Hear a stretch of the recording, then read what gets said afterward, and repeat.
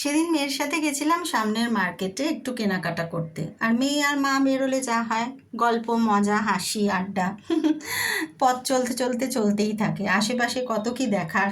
Video করছিল মেয়ে ছোট্ট ছোট্ট করে, ছবি তুলছিল। আমাদের যতবারই এইসব জায়গা দেখি না কেন, ততবারই মনে হয় একটু ভিডিও করে রাখি, একটু ছবি তুলে রাখি। আর সমানে আমার ছবি তুলে যাচ্ছিল যেটা আমার একেবারেই অপছন্দ।